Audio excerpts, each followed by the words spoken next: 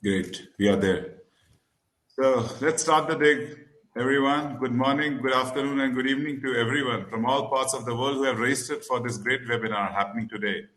Hope you and your family are doing safe. Just to let you know that today is the last webinar for healthcare industry from Aicorespot side this year end, and we are really excited to host this. Now, to begin with, let me introduce myself and the company to you. My name is Nitin Naveen, and I'll be your host for the day. I'm working as Vice President Innovation Strategy at Aicorespot.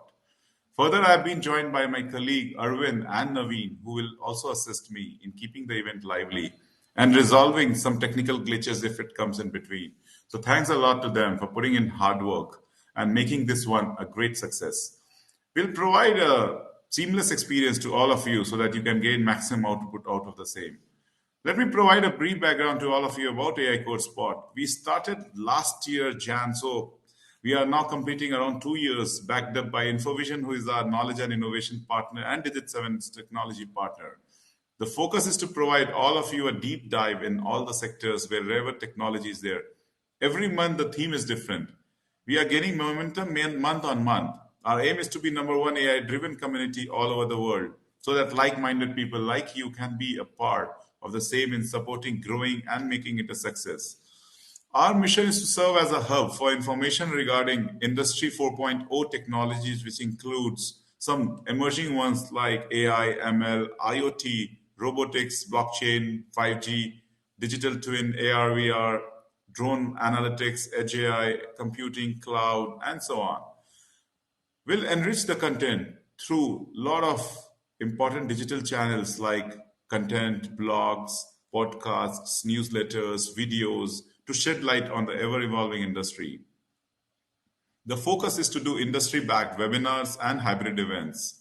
The knowledge base will be made from reliable data through a lot of channels. What we have as industry leaders, subject matter experts, thought leaders, and our partners. Today, we are having a lovely and unique webinar around the great theme, which covers the necessity of digital transformation in healthcare, especially in the post-pandemic world. So, if you want to know impact of technologies in reinventing healthcare, know why cloud tech is essential in healthcare, explore the digital transformation trends in healthcare, learn how digital tech is enhancing the efficiency and productivity in healthcare, and so on, then you are in the right place. We'll go all over it throughout the panel discussion, give lots of insights to you.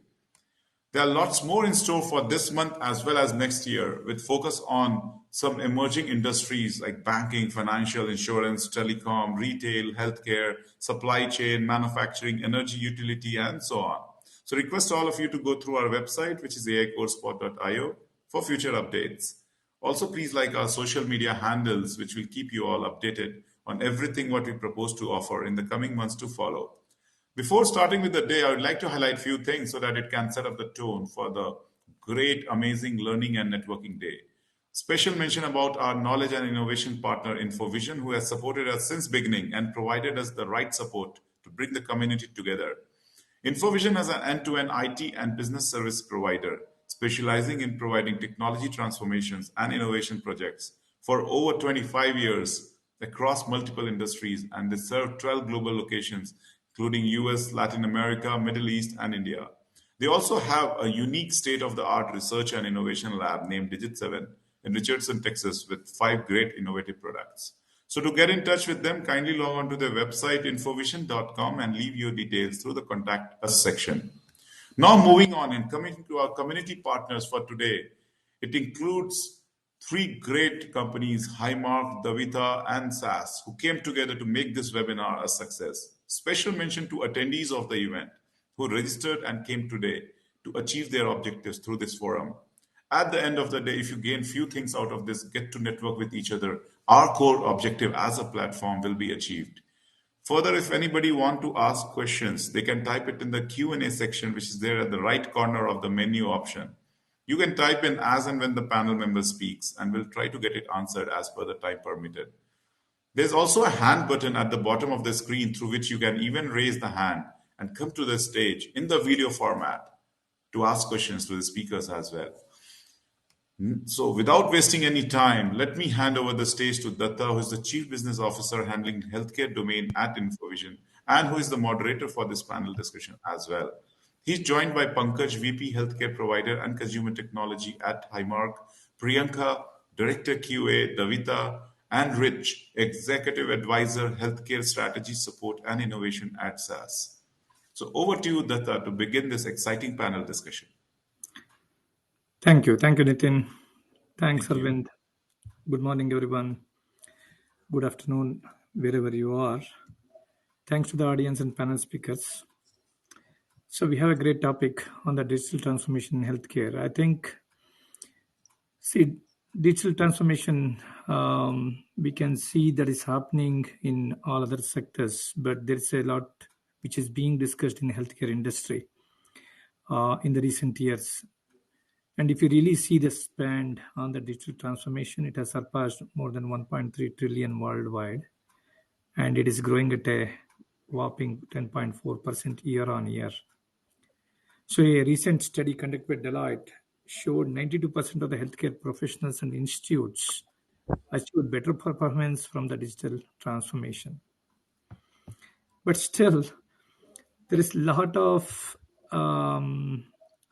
even though it is common within the media, there is a lot of questions on what really is digital transformation, what it means to actually the people, right? Most tend to believe that it's all about just bringing latest technology and systems, but they forget that there is a homogeneous interaction between the people and the technology, which is what is required, because a lot of them happens in silos. So it's all about bringing the interactions among the institutions and clients to enable the positive change in the health information system.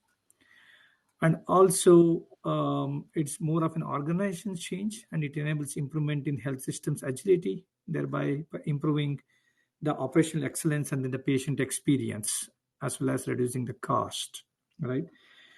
So in order to basically discuss on this topic and then delve into the various aspects of it, fortunately today we have a great panel speakers, Priyanka Sharma, Rich Kenny, and Pankaj Jain, who have extensive experience in the field of healthcare as well as digital initiatives. And they have been practitioners helping implement some of these technologies and in the middle of this revolution, right? So we'll deep dive into specific areas, and once we have the introductions from them and get started. So audience, I really request you to be more participative and then raise your questions. And if you want to come onto the video and then ask questions and be part of it, please raise your hand. There is a raise hand in the bottom, so we can use that as well. So we'll go through 30 seconds introduction from each one of our speakers, and then we'll get started. Priyanka, do you want to go first? Sure. Thank you so much, Datta, and thank you so much, Nitin, for a very nice introduction. So as Datta said, my name is Priyanka Sharma. I'm Director Quality Assurance at Davita. I'm based out of Nashville, Tennessee, which we talked with the panelist earlier this morning in a music city.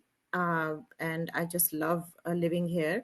And during my 24 years of tenure in the IT corporate world, I have been very much focused on building the center of excellence for quite a few IT services at the enterprise level. And I was very fortunate that I have a very broad experience with the product strategy and the user community engagement in terms of hospitalists, clinicians, nursing community, and pharma. And in terms of industry domain, as you may have rightly guessed by now, I have been majority working in the healthcare, both on the payer and the provider side, which actually gave me a good spectrum of the patient care life cycle. So, and thank you so much, guys, for inviting me in this panel discussion to share my experiences and also to learn from our experts. Over to you, Datta. Sure. Thanks, Priyanka. Rich, do you want to go next? Sure, absolutely. Happy to. Thanks, Data, and to Aicorespot. Bianca, I loved what you said in your introduction about the spectrum of experience that you've had. I'll kind of build off of that a little bit with my own story. So I've at SAS. I've been at SAS for about 2 years now, advising them on our product strategy and guiding our clients in the use of advanced analytics and things like AI and the like, and making that more mature and pervasive across healthcare. But by background, I'm a nurse and worked for the first 10 years as a nurse, and have been from a critical care nurse to an ER nurse. The majority of my time was actually spent in the back of a helicopter, where my spectrum of experience was exposed to about every type of hospital across the state of North Carolina, where I currently reside here in Durham, North Carolina. And I kind of transitioned my career as we've evolved in this digital transformation, and the whole EMR adoption, right, really kicked off about 10 years ago. I wanted to make sure that we were implementing those technologies in a meaningful way that didn't overburden clinicians particularly, and enhance that experience, that and connected all those interactions that data you have already referenced as a start. So I've been doing that for several years now, worked as consulting for a large firm, been involved in some various initiatives, such as standing up and running a hospital at home, trying to move care out of the hospital into the home environment. And so bringing all that experience now to bear, because I believe analytics is really where we need to continue to mature and evolve to create better interactions within the healthcare experience. Thank you, Rich. Pankaj?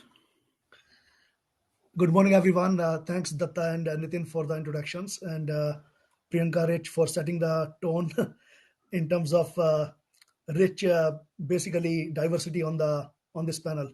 So, name is Pankaj Jain.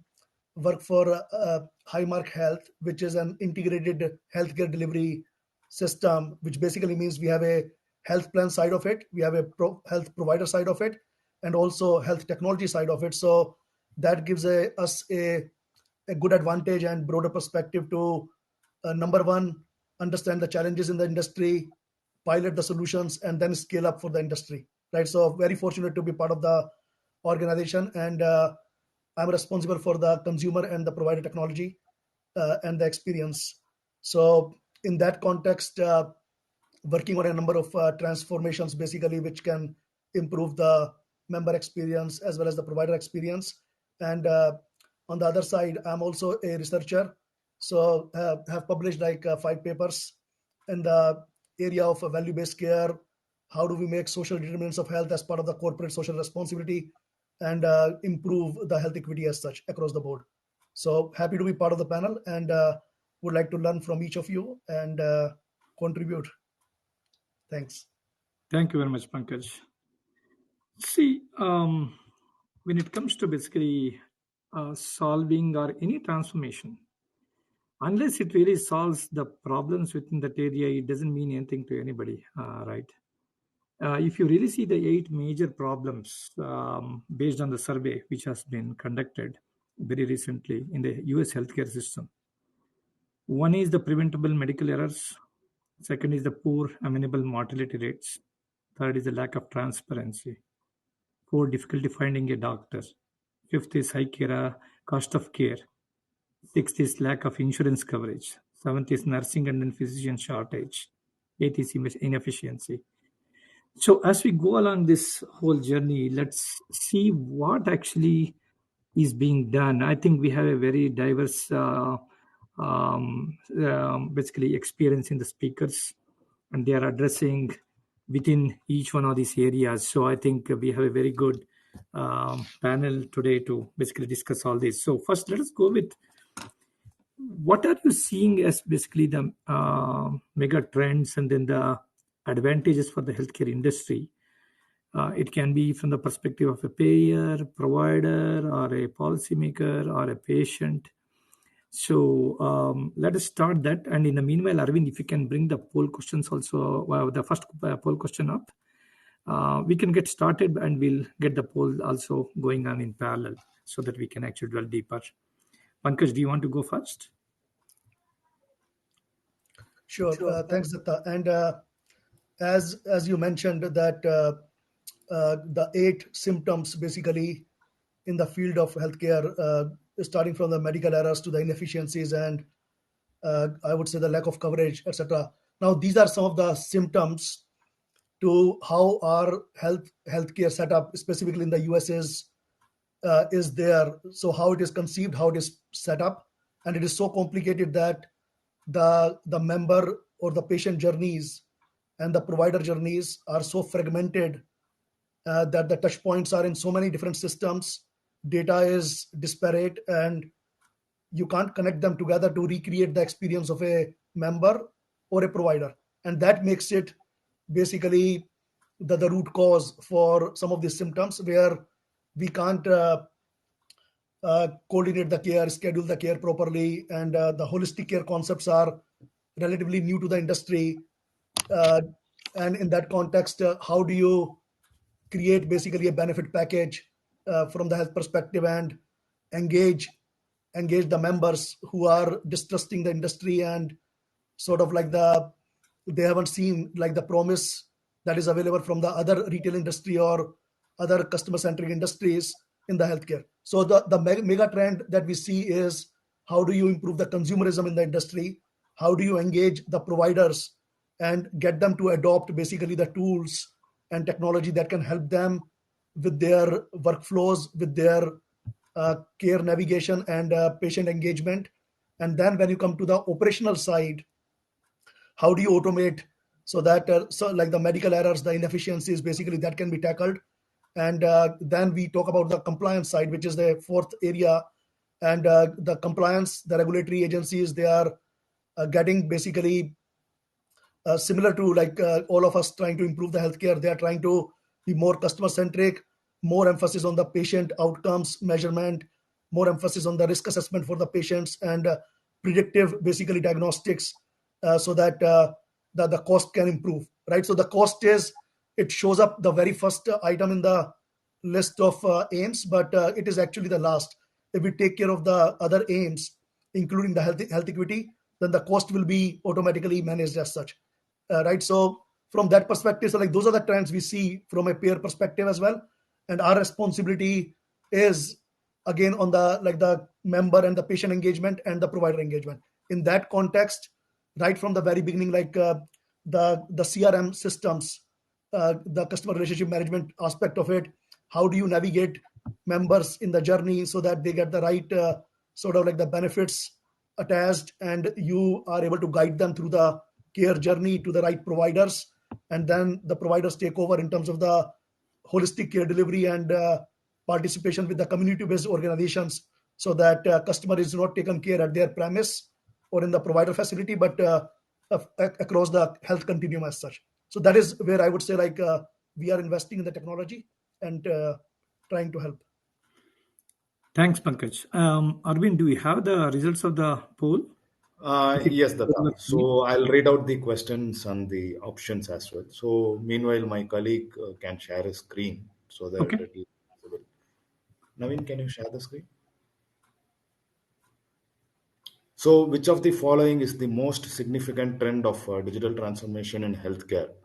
So 50% of the audience says that wearable medical device and digital therapeutics, and 17% says that remote patient monitoring, and another 17% says that big data analytics and contextual intervention, and 17% says electronic health records. Thank you.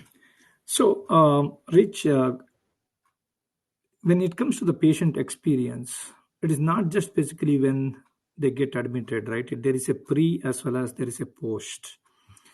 So all these three had to basically get integrated.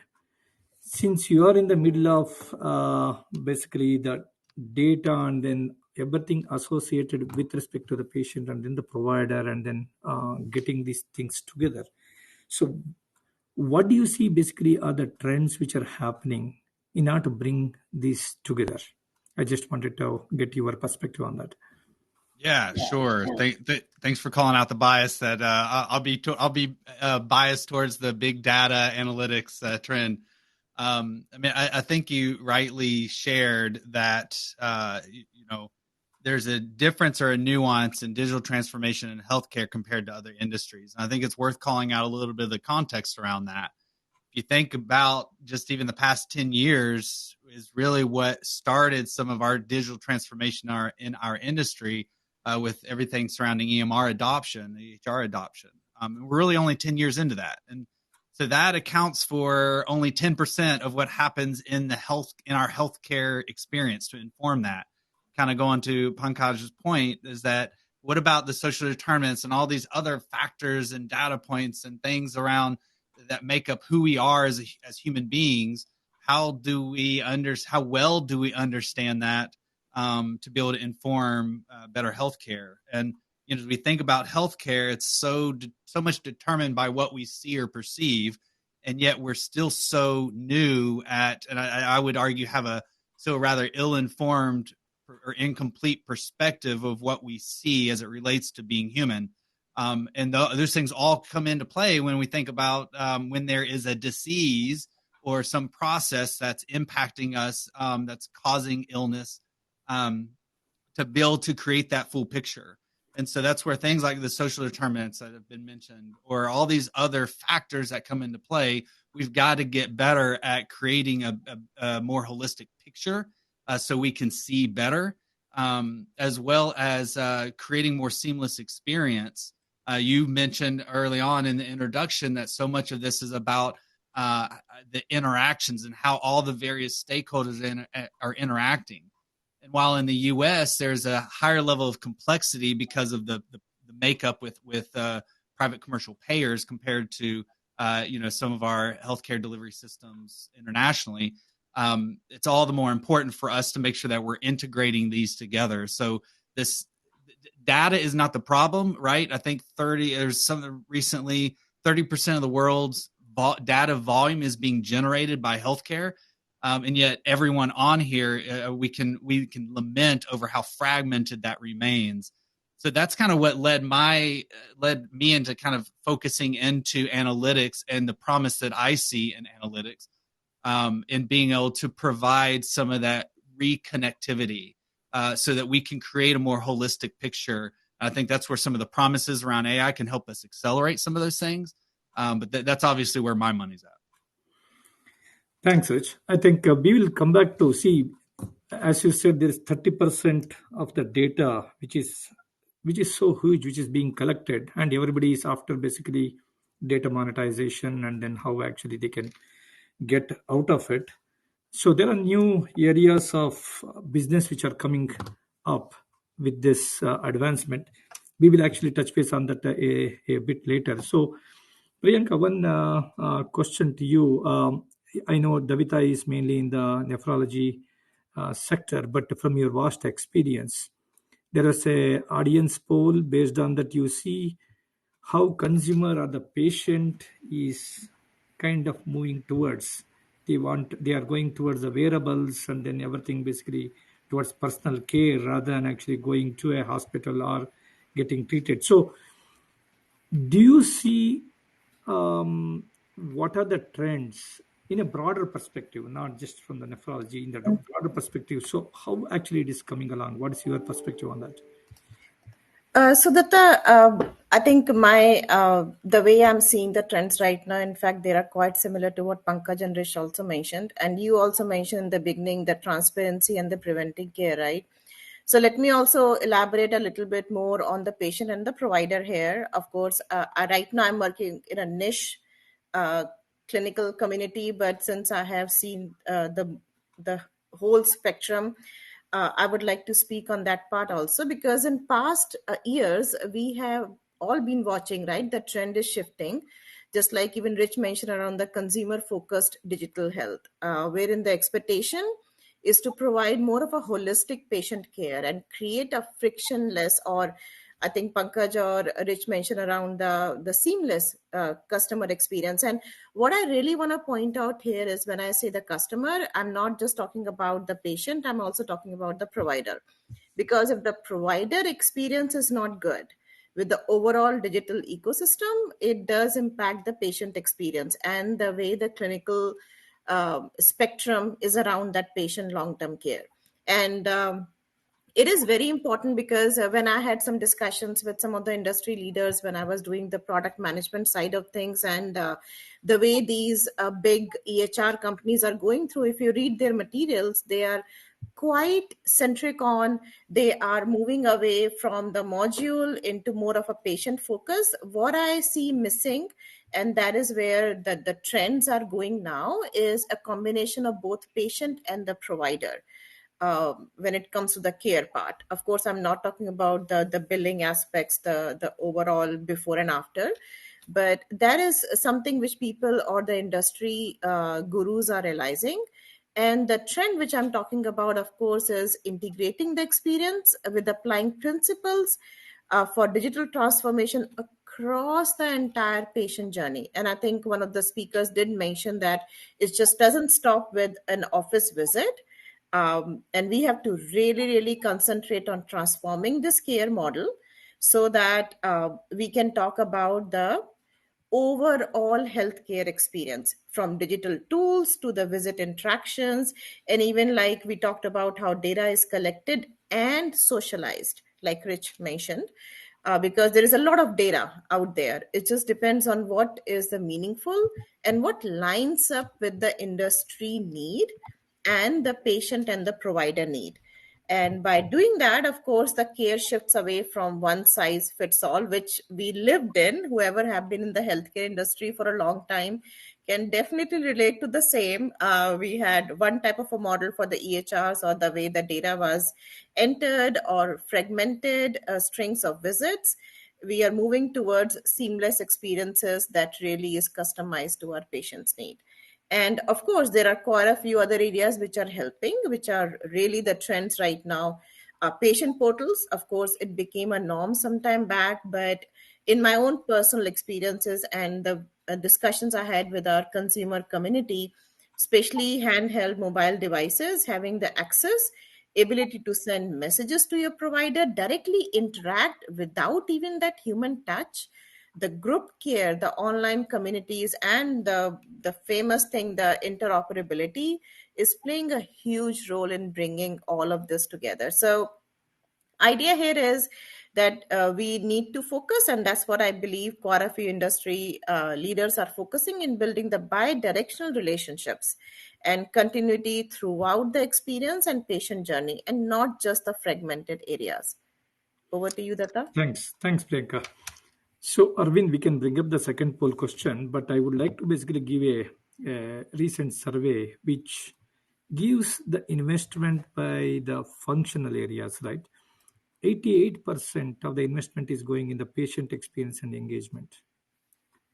And 80%, sorry, this is a survey where 88% of the respondents said patient experience and engagement is one of the key investment areas. Second comes the IT, digital, and then the cyber security. 68% is clinical care delivery. 32% is marketing communications, right? All others doesn't even really make it less than 10%. So if you really see what really are the significant technology areas that really need the digital transformation by either by a health plan or a healthcare provider, we are also having a poll. But in the meanwhile, let's at least we can start our discussion around that. Pankaj, do you want to go first? Sure. So if we look at most of the technological advancement and investment is around the member. If we call it like consumer, like before a consumer becomes a health plan member, how do you engage that consumer? And in that, like investing in the sales technologies. So that is where like the uh, what I mentioned, like the CRM systems come into play, where you are providing them contextual data to the consumer so that they can choose the right plan. And if they are renewing the plan, like the health insurance coverage, then you are able to guide them to the right options, looking at some of the what we call like the white glove dashboard. So like looking at what provider type they were choosing in the past, or what is their claims history, or which kind of formulary or medicine they have been using. So looking at some of that information, like how do you curate that data and bring it to the fingertips of the salespeople so that they can guide the consumer to choose the right plan. Like, so that is first aspect, like of the member engagement. Once it becomes a member, then how do you, to Priyanka's point, like how do you have the, so she talked about the patient portal, but I would say like there are also like the member portals which talk about the membership, the eligibility, the benefits, and what investment or how you can take the money, for example, from your health savings account, or like family savings account, etc., etc. Right? So those are the other options which are sort of like today loaded in a different system called member portal, which is separate from the patient portal, where you have like the clinical data, the test results, and how you engage with the providers. How do you bring all of them together for a consumer, so that you can see from a health plan perspective, like the all the journey together, all the touch points together, and leverage the data. So for example, if there is a health risk assessment triggered on the patient portal side, how do you link it back to the sales team, to the care management team, to the service team, so that they are curating the right content, right knowledge management content, right care delivery content, and applying the right provider services to them, right? So that is that comes on the member part of it. Then when you talk about the same member requiring the care, so we have today like the other big area of investment in terms of how do you simplify locating that care, navigating that care, and scheduling that care. So that is like the provider directories, and it is not easy, like although you have those directories available right from the CMS and other regulatory bodies, and even from the health plan, and even from the providers, but for a like a consumer, it is very, very difficult to handle that experience and know what are my healthcare options, like what kind of treatments I can have given the current condition. And some of these decisions are uh, typically required to be made in a reactive manner in a very short time, like when you are under pressure, and as a consumer you don't have the luxury to navigate. So what you do, like you either land up in the ER or to the other urgent care, and you don't explore you don't even understand that. So how do you simplify that content, that information, and enable the consumer to choose the right health delivery option, and select the right provider, and schedule the care right from there, instead of going through 50 different hoops? So like that is the other big area of investment in terms of the consumer experience. Then you come to the provider side, like Priyanka mentioned, that customer for us is definitely like the consumer and also like the provider. And there, the providers are under tremendous pressure now, not only from the health plan, also from the regulatory bodies, and also from the patients or consumers. So they're rising expectations that why am I not treated like any other industry? And provider like historically they had the cloud that like they are like gods, or they are saving lifesavers. Now they are treated as any other service provider, like call center, right? So their disparity in terms of the knowledge between a provider and the consumer is taken for granted, and they need to be at the top of their game. So all this predictive analysis, when a consumer is coming to them or a patient is coming to them, knowing the relevant history of the patient and giving them the curated content. So in terms of, and health plan has to push that content into their workflows, so that they can look at like what are the clinical conditions they have been through in the past, or if they have visited other providers who this particular provider is not connected, what happened there. So we need to bring like a whole lot of history for that patient, and put that in the right content with their consent, so that they can benefit, right? So it is not easy in terms of the healthcare industry, like to, so data democratization is right now a concept, it is not a reality. The interoperability of the technology is a concept, it is not a reality everywhere. And when you talk about, like Rich mentioned, the EMRs, and so when you talk about 70 different disparate EMRs in your footprint, right? So if somebody happens to use 10 providers out of that, and you have 10 different EMRs, how do you integrate the data, and how do you push to the 11th provider who is going to treat this patient? And then how do you use that content and use it for the community-based organizations which are sitting on a different island? For example, somebody's providing food, somebody's providing employment, somebody's providing transportation.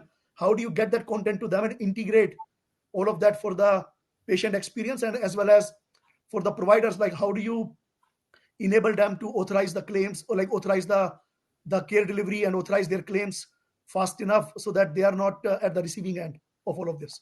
So this is the whole puzzle, and investment is going in each of these areas. Like on the provider side, like how do you simplify the credentialing, contracting, the reimbursement, authorization?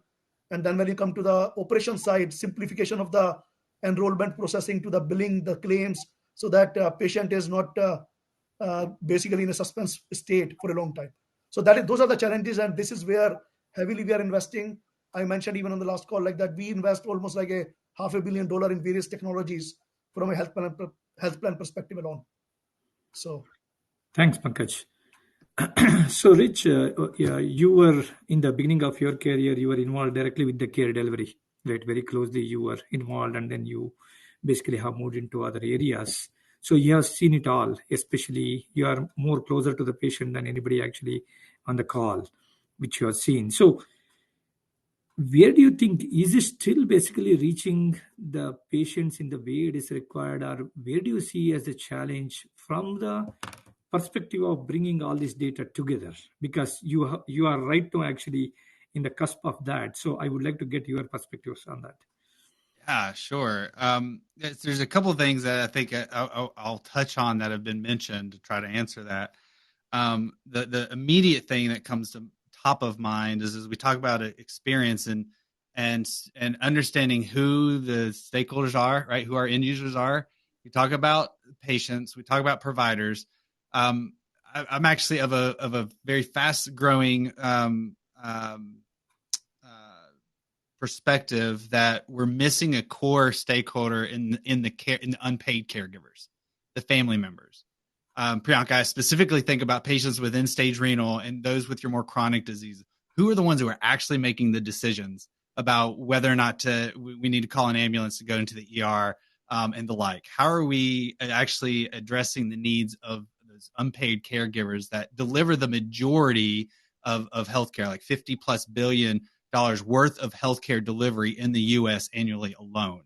That's a core stakeholder we're just completely oblivious to at the moment. So that aside, obviously, as we're talking about the things that have been mentioned so far, focus on the patient provider, but I think it's worth calling that out as a stakeholder that we as an industry need to make sure we're targeting. That said, as we talk about kind of this notion of integrated experience, I also start to think about, okay, the conversations we like to have around platform strategies. And there are different ways that we can approach that. One is through let's just fully vertically integrate, like Highmark has done with Pankaj. I would like to see, and if you think of kind of the technological landscape at the time, we had a lot of fragmented solutions that all did niche things, and they were really the only ones that really did that. So you kind of had to piecemeal those things together. Well, these EMR behemoths came along and basically standardized that. And so then the strategy as of late has been, well, let's select one technology vendor. And I've literally had, executives kind of convey their strategies, their technology strategy as, if said EMR can do this capability, they will. Like, we're not even going to entertain other vendors. I don't think that's the right approach. That's the pendulum has swung completely the opposite way. So now we're in this environment where we have all of these solutions at play. We have people that are innovating very rapidly that might have a niche model that solves for this one problem, but we don't have a way to really integrate them back in. There's these hundreds of EMRs that are at play. I am of the mindset that I would actually like, because I think they all serve a purpose in the workflows that they enable. And to think that one vendor can serve all those workflows the best, I think is a fool's errand. And so then do we look underneath that surface at a data layer or arguably an analytics layer that can tie all these things together to create and surface those things back up so that the right person has the right information at the right time? And so that's kind of what I want to see us stop trying to force technology in front of patients and in front of providers and the like, unless we're really sure that it's doing a better job at enabling us to live and to be into our humanness, to be more human, not turn us into machines. Thanks a lot, Rich. I really took one point away, which is the unpaid caregiver as a separate sector. So far, they were considered as part of the patient, but it is evolving that it is a separate group which needs to be addressed, which is really good. Let us get basically the poll results, Arvind, if we can actually help us with that. Yes, Datta. So the question is, which arm of healthcare can be most influenced by digital transformation? 71% says that the patient experience, 14% says that health outcomes, and 14% says that cost effectiveness of care delivery. Thank you very much. See, if you really see, I was reading another article as well very recently. See, health outcome, irrespective of what may be the outcome, because there are so many factors which can affect into that. But I think we can see even from the poll, patient experience, that journey is what actually everybody is really bothered about. Because they are comparing with respect to the other industries where they are able to get that kind of a experience. So Priyanka, a question to you. So when it comes to basically the technological area to basically enhance this patient experience, especially when the patient himself or herself cannot basically take the decision when they are really in the trouble, and to Rich point of unpaid caregiver, how we can actually bring those things together, and then what you are seeing basically as basically some of the initiatives which are being taken. Sure, Datta. I think someone rightly pointed out, right? And I still haven't gotten over, Rich, what you said, the unpaid caregivers. That has stuck in my mind and my heart. I'm stealing that from you because that just hit me really very hard. Someone did mention earlier on, and when we talk about the digital transformation, right, it means so many different things to so many people. We just cannot compare it, Datta, to your point, with Amazon experience, right? Because for healthcare, it is mostly our ability to arm our providers so that they can serve patients better digitally wherever they are nowadays, right? There is a huge element, and there have been a huge element of human touch, and that human touch is changed now. And to Rich's your point also, and Pankaj your point, like it's not just the care at the moment, it's before and after also, and that human touch is becoming more virtual, and most importantly is becoming data centric. And Rich, you pointed out on the call center concept, right? Like that is something which is becoming like that, but our clinician community requires a big cultural shift for the same. And to add to your point, there are quite a few recent trendings and the needs and the investments done by our industry leaders. Like we have artificial intelligence, we have data driven care, diagnostic capabilities, dosing recommendations, right? Plan of care, including the entire family in that plan of care, uh, or predictions, predictive models, and so much require. Um, I want to emphasize on what exactly those things are and why they are needed. What are their capabilities? I think that is one area where I truly believe, and to add to some of our panel speakers' point, is we can have the best tools and processes. I always tell my IT family, we can have the best tools and processes in front of us, but if we don't know how to utilize and when and who gets the benefit and what benefit it's going to give it to the community and the consumers, then we have not done the right investment. And looking at some of the industries I have worked with, some of the trending which are making into more of like, yeah, these are the key areas when I talk about the virtual human touch, telemedicine, uh, AI enabled medical devices, or the wearable medical devices, right? These are some of the small initiatives which are becoming huge and are really showcasing that they are reshaping how we are interacting with our clinician community and also with our patient. I think Pankaj, you pointed out we may have so many different systems, and Rich, you also pointed out there is a lot available in front of us, but how it actually comes together, how data is shared among the providers, and most importantly, how decisions are made about our care plans, about our treatment plans, the health outcomes is the must be the area where more investment has to be done. And we do require more knowledge and case studies and the lessons learned to be shared across this healthcare community to build it a strong who are advocates of the new way of human touch in our care model. And before I give it back to you, Datta, I also want to point out, without giving too much of a quote unquote PHI, recently I was. Because of some reasons, I was in a setting where I was waiting in a hospital waiting room for almost half a day when someone was getting through a procedure done. And I have been in that setting before. Fortunately, had a good amount of gap, and the small and the hugely impacted difference I saw, that there was a small screen. There were multiple screens in the waiting room where they gave me the patient ID or the number, not the MPI, but it was a patient number.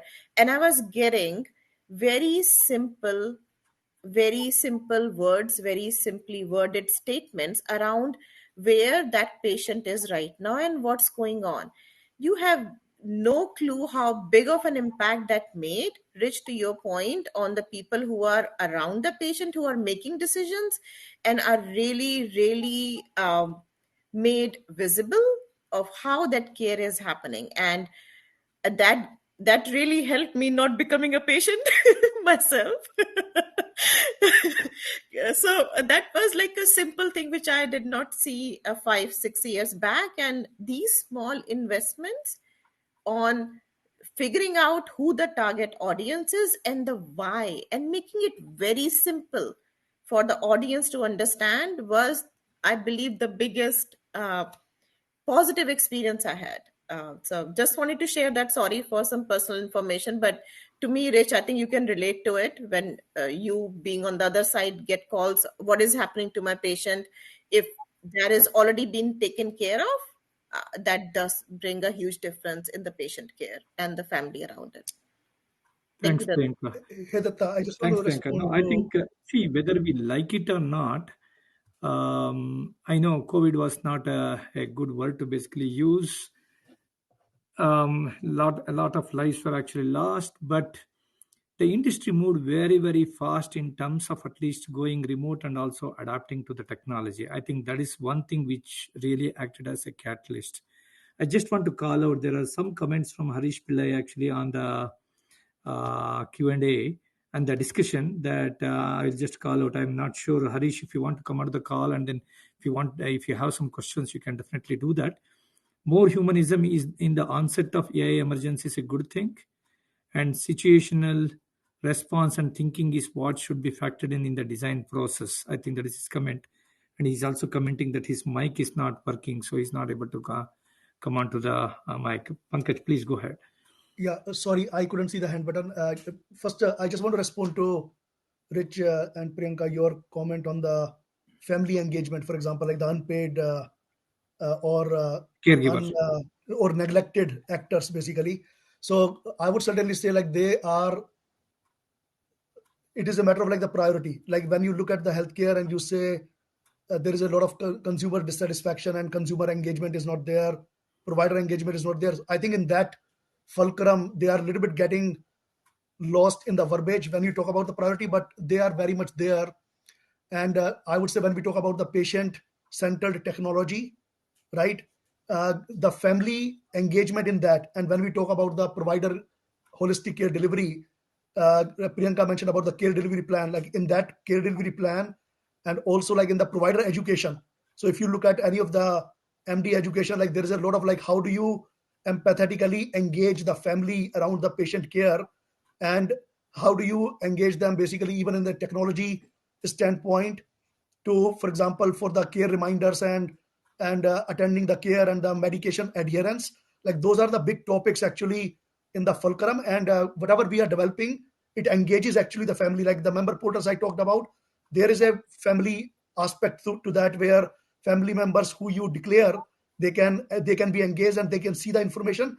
But I think some of that is like the privacy and the consent aspect. And then for to your point, if you have the children, for example, like who can't make healthcare decisions, how do you engage the family in there? So that is a big part of the attention. But I think it just when we use the normal lingo and the verbiage in that, like the patient doesn't reflect basically family very well, where we can do a really a good job as such. Now on the humanism aspect, we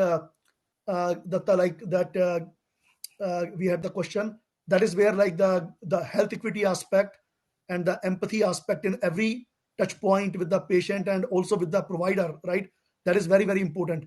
And as much as we talk about the stress on the customer or the patients, there is equal discipline, and we have like the chief clinician wellness officer, like those titles and those areas in the organization where we just focus on the clinician wellness, right? So because they have gone through a lot, like not only during the COVID, even before that, and with the disruption that is happening in the healthcare, specifically on the technology side or the reimbursement side or the new care delivery model, they are seeing a lot. So how do you manage that disruption and alleviate the pain on them? How do you address the shortage of the the resources and the workers? I think that is a big discipline, and in that context, the humanism has to prevail in every aspect. Whether you touch a patient, whether you touch a provider, whether you talk about the family engagement. So that is a big deal, and that will only help us with the health equity eventually. Thank you so much, Pankaj. There is one more question. What, according to you, is one of the major misses in deploying new technology in the healthcare workspace? Any one of you, if you want to pick it up.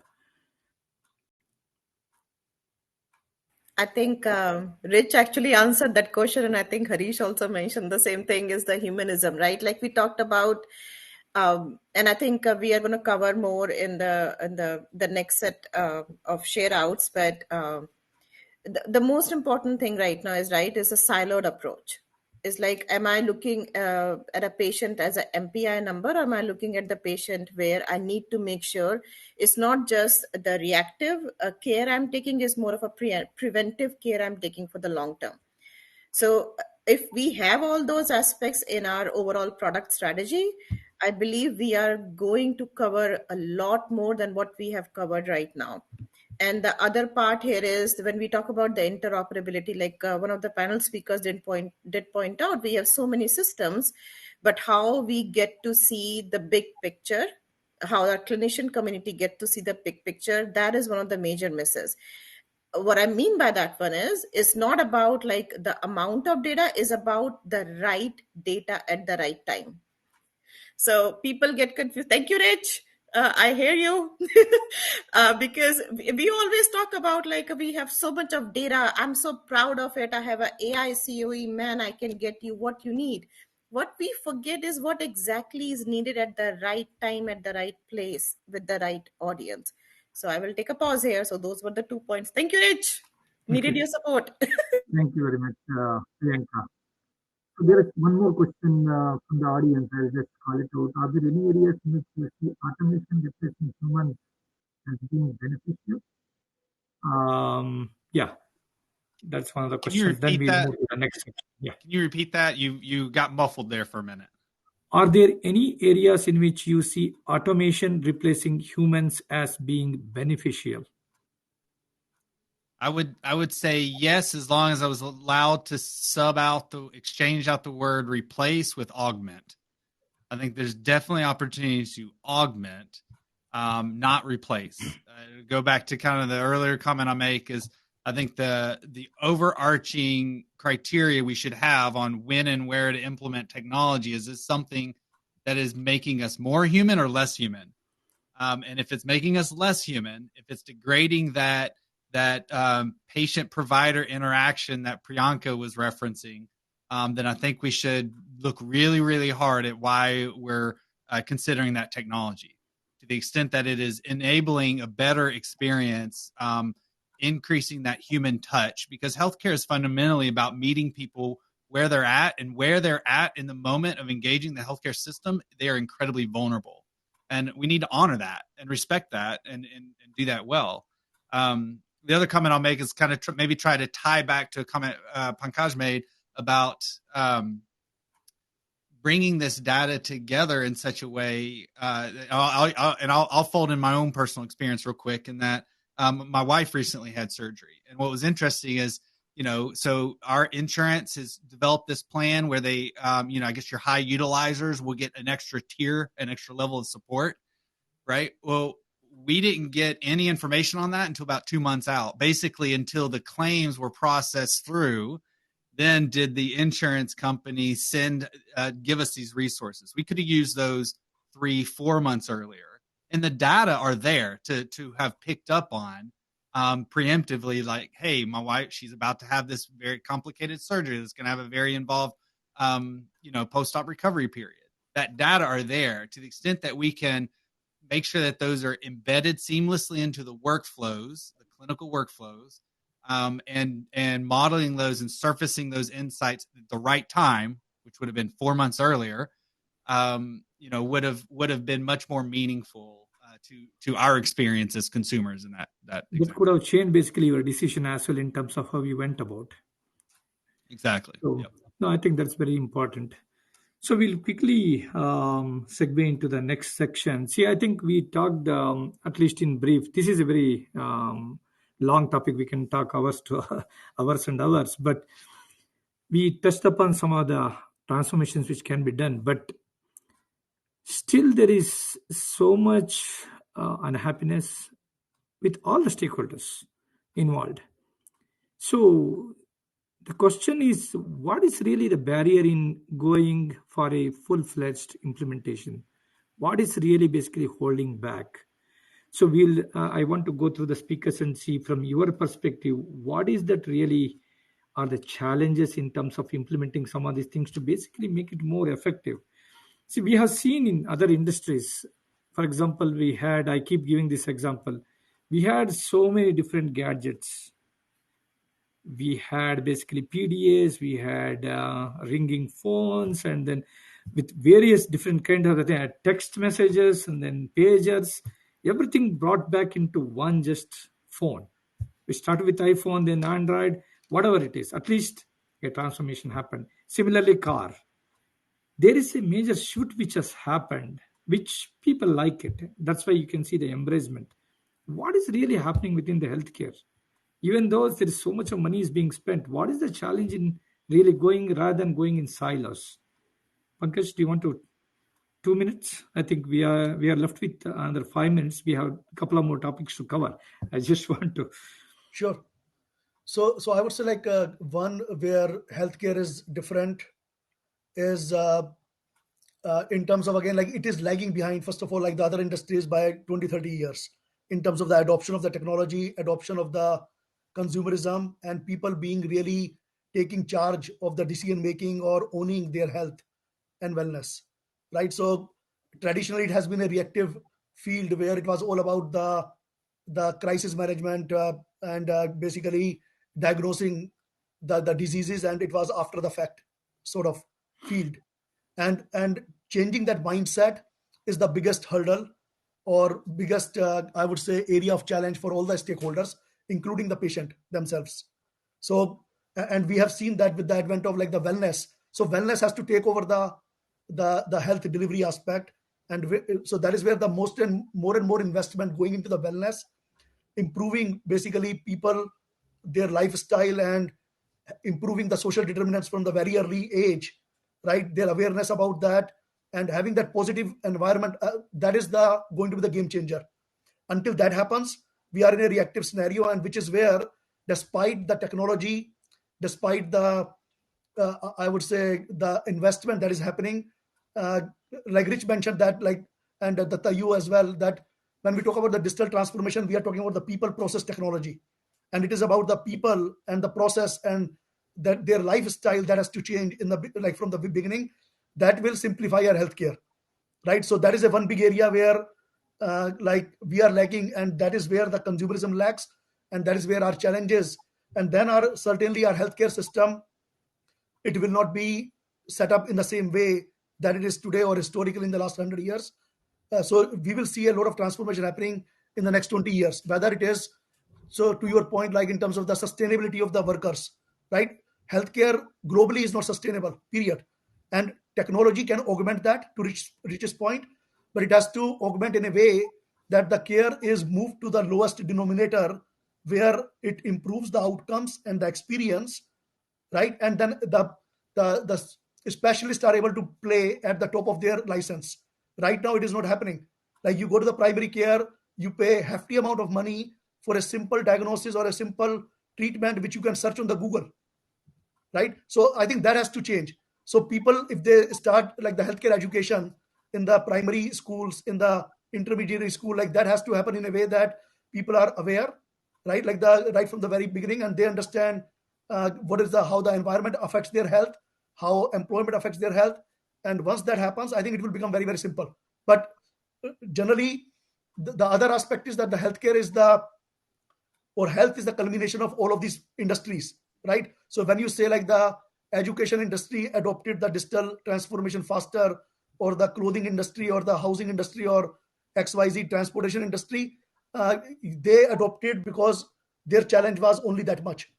Healthcare has to integrate all of these challenges because they all impact like the person and the personal being. So how do you integrate all of these different industries to come together and solve that challenge? I think until we get to that mindset, like, so it is the people mindset and then the process around that, and then the technology can enable certainly all of that. So that is my take on the topic. Sure, Pankaj. I think what we'll do is we'll take that. Actually, you have represented others because I have two more I wanted to cover. So one is, so let's go to Rich. Rich, what do you think is really the end game? Say 15 years down the line, because this is one area where we are patients, we are also providers, we are also caregivers. So what is it you're aspiring? 15 years down the line, what do you want to see in healthcare? Oh, goodness. I'm trying to think of how to distill that down into a soundbite.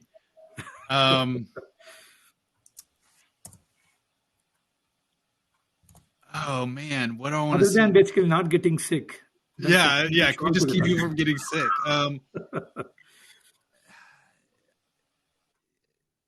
Maybe I'll tie back. There's kind of been a common thread that I feel like we've been weaving through this webinar around our current environment of fragmentation and the desire to integrate.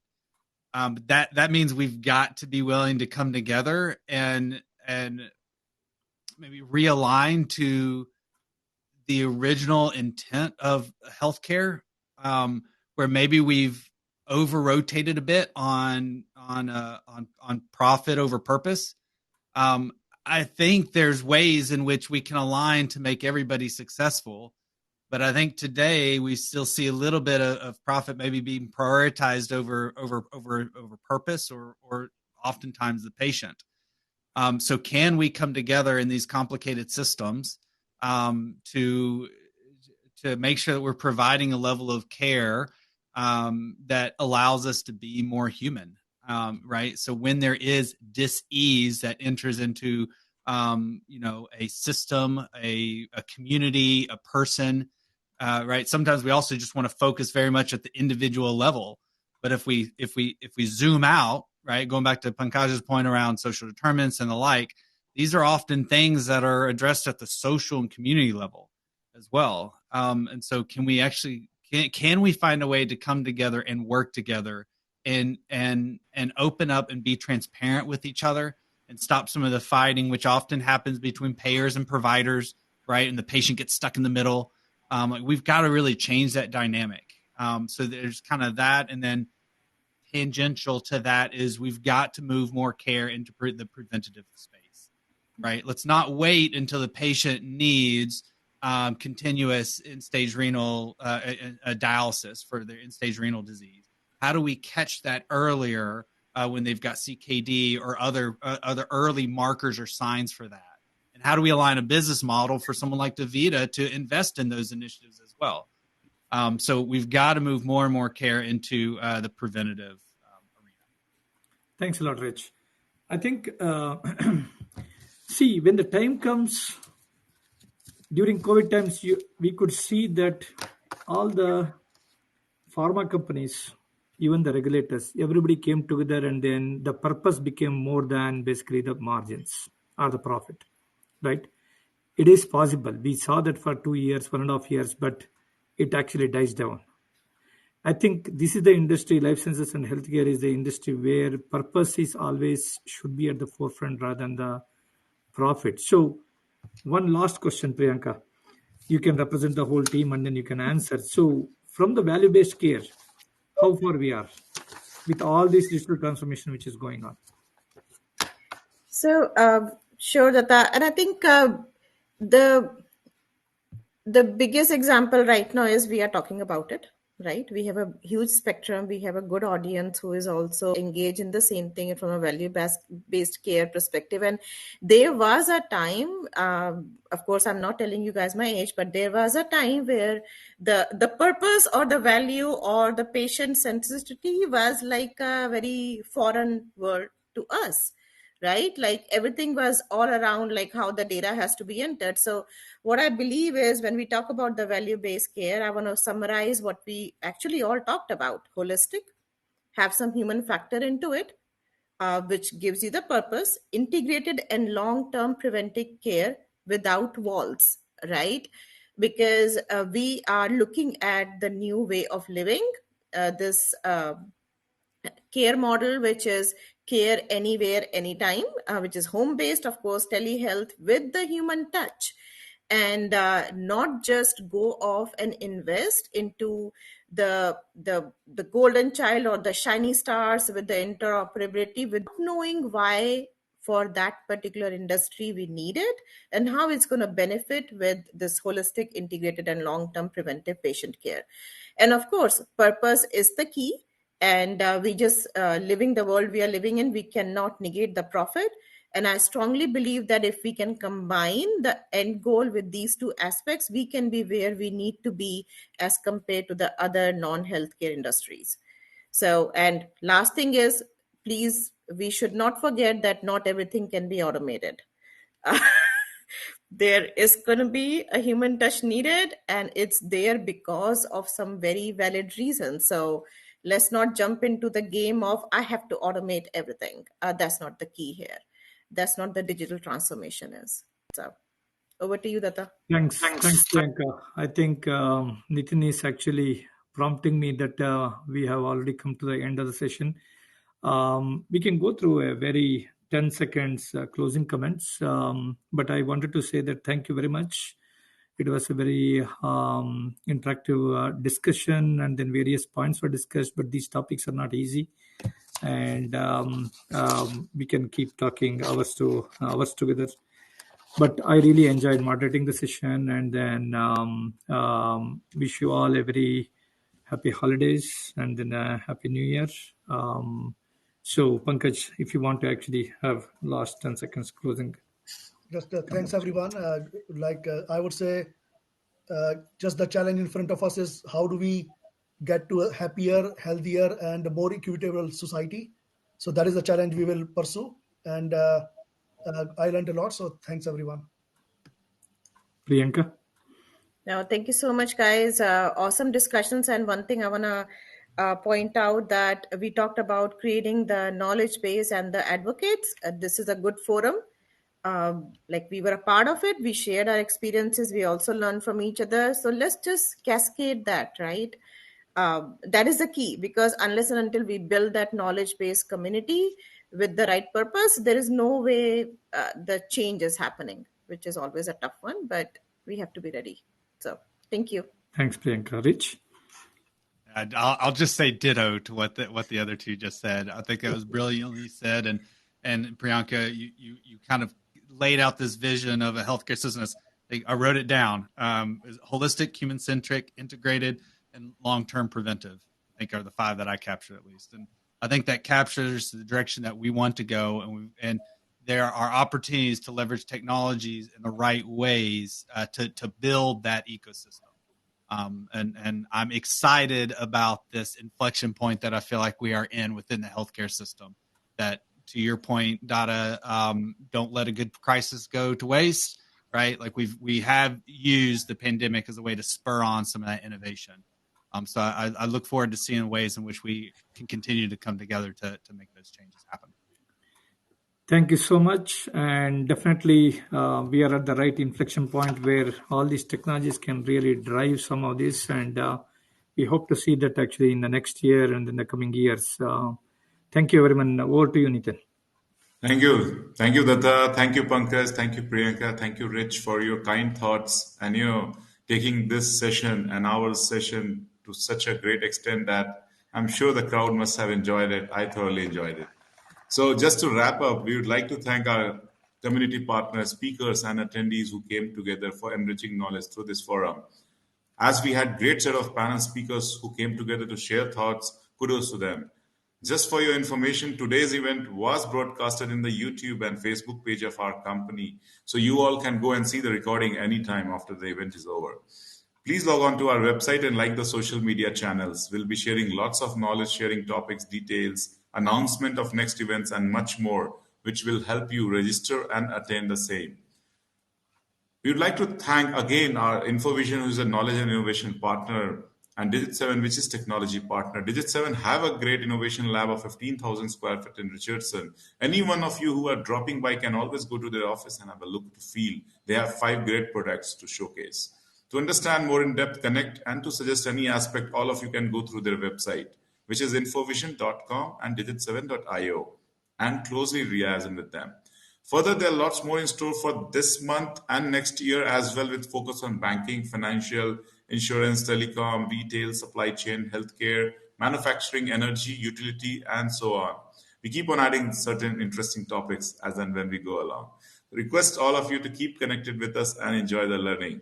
Happy New Year in advance to all of the great speakers, attendees, Datta, everyone. I'm sure we'll have a great time next year. We are planning some great events around metaverse, some interesting topics around quantum computing. So keep connected with us, as Priyanka will connect, for great events, for great leaders as well who want to showcase in our platform like this, and we'd like to connect with them. Thanks, and do take good care of yourself. Have a lovely day and weekend ahead, guys. Bye. Thank you. Thank you, everyone. Thank you. Bye. Thank you.